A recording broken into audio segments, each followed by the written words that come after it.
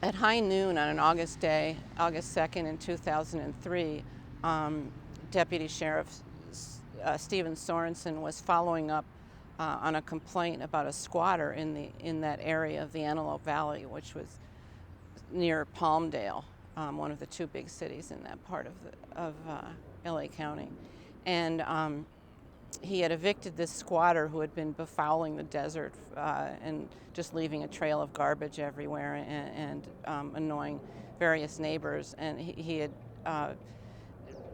one of the residents had called Deputy Sorenson to make sure that this squatter was gone. So the squatter was living kind of on the outskirts of Donald Kueck's property.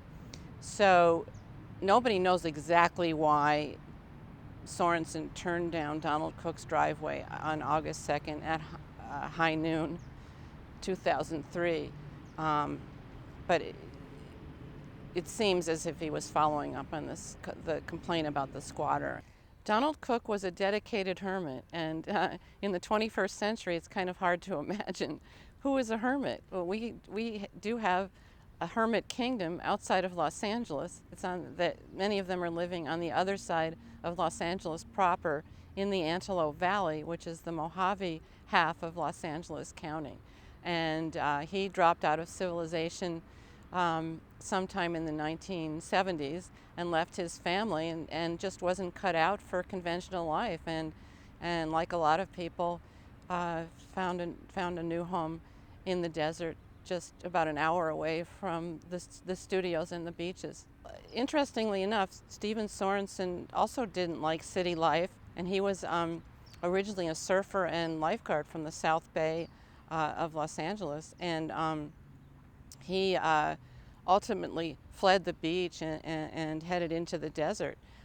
He loved our wide open spaces and also was not cut out for conventional life, and he volunteered for the job of resident deputy in the Antelope Valley. And that's not a job that most cops want to have. You're on a very remote beat. If you need backup, it might take an hour for somebody to arrive. And look what happened when he made a fateful turn down Donald Kueck's driveway. And strangely enough, 7 years prior to that approach to Donald Kueck's trailer, he and Kueck had another encounter on a remote desert highway in the Antelope Valley that almost led to violence. Sorenson had pulled Kueck over for reckless driving on a very remote patch of pavement, and a conversation quickly escalated into an argument, and the two almost came to blows until backup arrived at that time. And Kueck, after that, he filed a number of complaints against Sorenson. He tried to get him fired, and he sent letters from everyone, from then head of the LA County Sheriff's Department, Stephen Block, to the FBI. I mean, it was a very serious attempt to try to get Steven Sorenson fired, and he wasn't able to. But in my book, I explore this idea of the conclusion of their dance happened that day on August 2nd, 2003, where a Deputy Sorenson turns down the driveway, and who does he come up against but Donald Kueck, the guy who tried to get him fired. So at high noon on this August day in 2003, Deputy Sorenson makes this fateful turn down Donald Kueck's driveway, and he heads past the no trespassing sign, which is riddled with bullets, and heading down this driveway, which is kind of strewn with old oil drums, and he passes old cars that Kueck had been working on, and it's a hermit's junkyard. And one of the things that he drives right past is Kueck's own grave, which he had dug for himself about a year prior to Sorenson making this turn.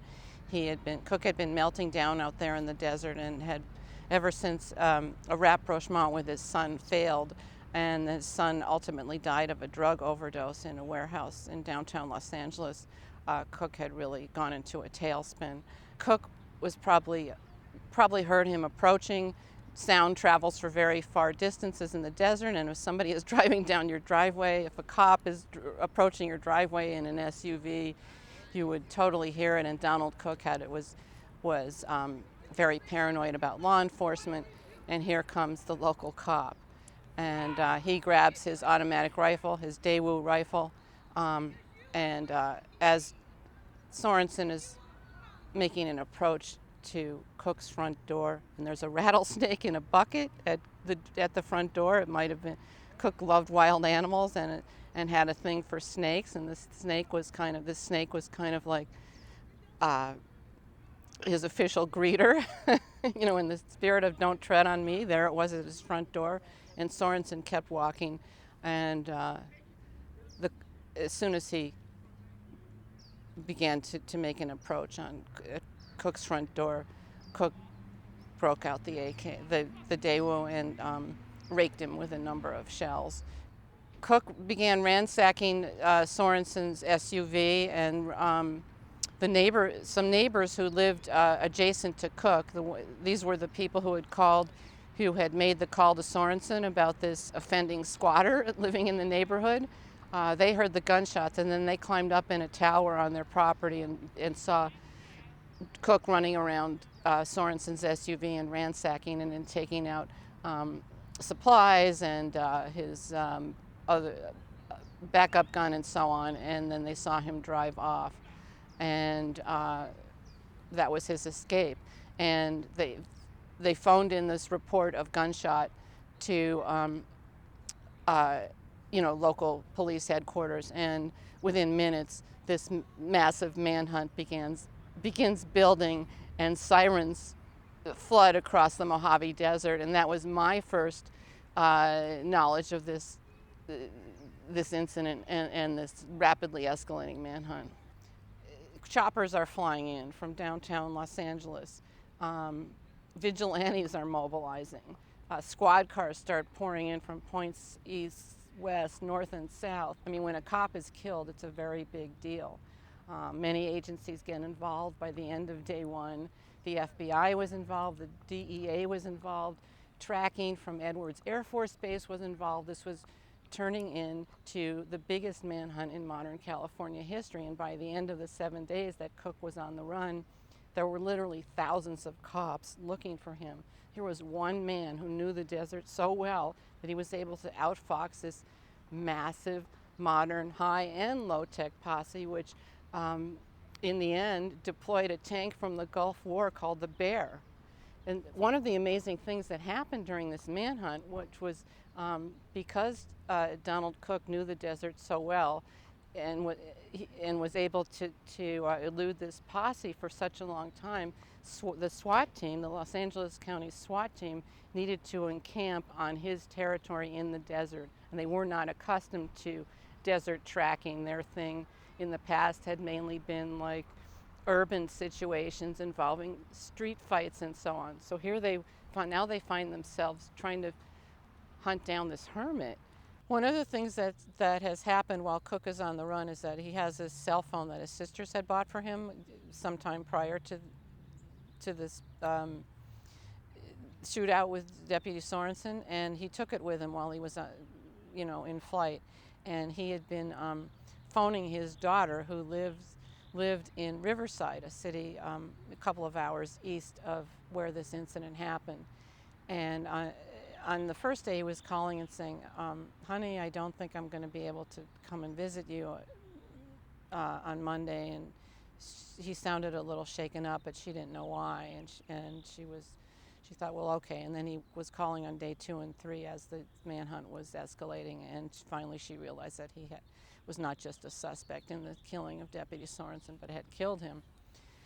The FBI tracking planes had picked up signals in a trap and trace operation from Donald Kueck's phone as he was calling his daughter, and so they knew he was in a particular area. And by the last day, as he was calling his daughter, really in a panic, the manhunt begins to close in. They get a tip that Cook is heading to a complex of sheds somewhere in the Mojave, a few miles from where he lived, and Kueck is repeatedly calling his daughter by then as he sees this manhunt begin to close in. More and more choppers are on his trail. More and more,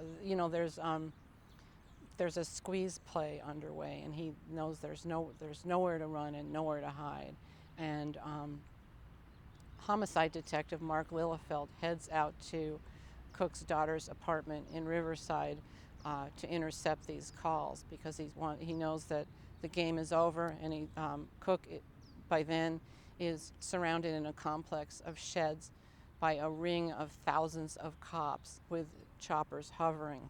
And it's nearly sundown, and he's been given an order to come in by sundown, otherwise it's over. And Sheriff Baca has issued a call, "We want you dead or alive." And you can hear a loudspeaker outside the sheds where Kueck is now about to make his last stand. The loudspeaker is blaring, "Donald Kueck, come out with your hands up, come out now." And that's the announcements are going off like every 5 or 10 minutes while he's on the phone with Detective Lillefeld. And at some point, the phone has nearly completely melted down, and Lillefeld says, Donald, press channel 7, talk on channel 7, press the red button and say, "This is Donald Kueck, emergency, can anyone hear me?" And it's when I heard that part of the conversation, I was really amazed, because to me because Donald Kueck goes ahead and says it. He says, "This is Donald Kueck, emergency, can anyone hear me?" And to me that kind of summed up the entire human condition. I mean, isn't that what we're all saying at any given time? After that remark, the cell phone cuts out, and it's sundown, and Donald Kueck has not surrendered, and gunshots are exchanged. He gets off some shots, and this tank from the Gulf War that has been deployed in the manhunt begins to move in towards this complex of sheds, and Kueck is still being ordered to come out, and he doesn't, and he's firing at the tank, and the SWAT team is inside this tank, and they're taking a lot of hits. And at one point, one of the guys inside the tank, at one point they fire a grenade into this complex of sheds, and they see Donald Kueck reach up with a bare hand and grab the grenade and throw it away. I mean, that's how intense this pursuit gets. They start firing tear gas in because Kueck is not coming out. I mean, really, this kind of unfolds it's like a Tony Montana scene. He's not coming out, even though he's surrounded literally by thousands of cops. There's a ring, you can see it in all the foot, there's a ring of law enforcement around this complex of sheds, and with the choppers hovering and everything. He's not coming out. The tear gas is fired into the sheds, and a fire breaks out. Shots continue to be exchanged. Kueck is seen dashing in and out of the flames. This goes on for hours. The sun has set. There's a full moon. It's this very Wagnerian scene. Finally, round about midnight, the gunfire has died down and the fire has died down, but there's still no sign of Donald Kueck. And cops are wondering what's happening. I mean, have we been chasing a ghost all week? They haven't seen him. They haven't seen him for 7 days. They really don't. They're not even sure if he's even in the area anymore. So there's still no sign, and they begin to search the rubble after the fire dies down with this full moon, illuminating the scene. And they're walking across the embers of this firestorm. And finally, at the end, they find they see a leg bone jutting up through the ashes, and they look down. They brush the ashes away. They look down, and they find Donald Kueck's remains, and he's lying in the ashes, clutching a rifle. And that's the end.